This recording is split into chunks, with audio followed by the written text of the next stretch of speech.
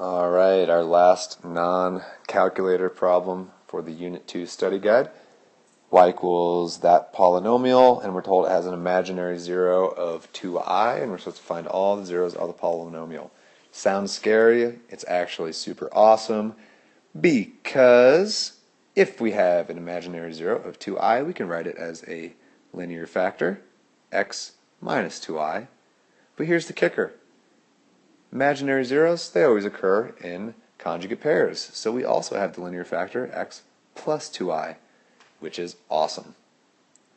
And we can actually multiply these two, so you can FOIL them out, and awesome things happen. So when we FOIL this out, we get x squared minus 2xi plus 2xi minus 4i squared. And now everything simplifies and it's awesome. Our middle terms are going to disappear because they are additive inverses. And if we look here, I squared is the same as -1, so really that's like -4 times -1. So all that mess turns into x squared plus 4, which is sweet. So that tells us that x squared plus 4 is a factor of that greater polynomial. So we can go ahead and use long division to factor it out. So let's write our polynomial again. We have x to the fourth plus 7x cubed plus 10x squared plus 28x plus 24. And we are dividing x squared plus 4. So let's give myself a little room there. Oh, there we go. Alrighty, let's do it. So we ask ourselves a question. How many times does x squared go into the x to the fourth? Well, it goes in there x squared times. So we put an x squared up there, and we figure out what we have by multiplying that. X squared times x squared is x to the fourth. X squared times 4 is 4x squared. We've got a 0x cubed term hiding in there. Alright, let's subtract.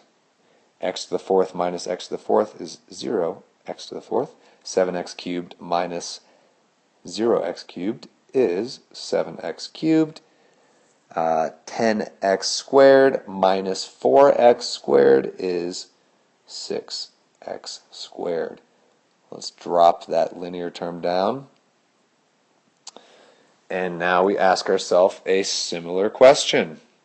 We say, self, how many times does x squared go into 7x cubed? Well, it goes into 7x cubed 7x times. So we got plus 7x, and that gets us 7x times 7x squared is 7x cubed, plus 7x times 4 is 28x, and just like before, we've got a 0x squared term hiding in there, and we got to subtract everything. So we get 7x cubed minus 7x cubed is 0x cubed. 6x squared minus 0x squared is 6x squared. And 28x minus 28x is 0x. Drop our linear term down, 24, our constant term, I should say. And now we got to do that one last time. So we say, how many times does x squared go into 6x squared? Well, it goes in there 6 times. So we have 6 times x squared is 6x squared. 6 times 4, 6 times 4 is 24. And again, we got a 0x hiding up in there. And we subtract the whole thing, and we get 6x squared minus 6x squared is 0. 0x minus 0x is 0. And 24 minus 24 is 0, which is awesome because that means we have no remainder. We are done. We've found our factor. But we're not quite done with the problem yet because we want to find all the zeros. So we can take what we found, x squared plus 7x plus 6,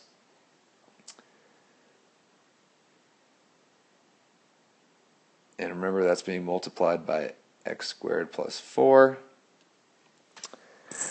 And we can factor that a little bit more. So what are two numbers that multiply together to give you 6 and add to give you 7?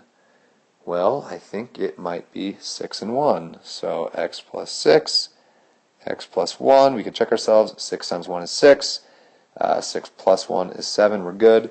And you might notice that I split this up into 2 also. I'm going back to our linear terms. X minus, what do we have? 2i. We can jump back up. And remember, yeah, x minus 2i and x plus 2i. So our zeros are at x equals plus or minus 2i, negative 6, and negative 1. And we are finished.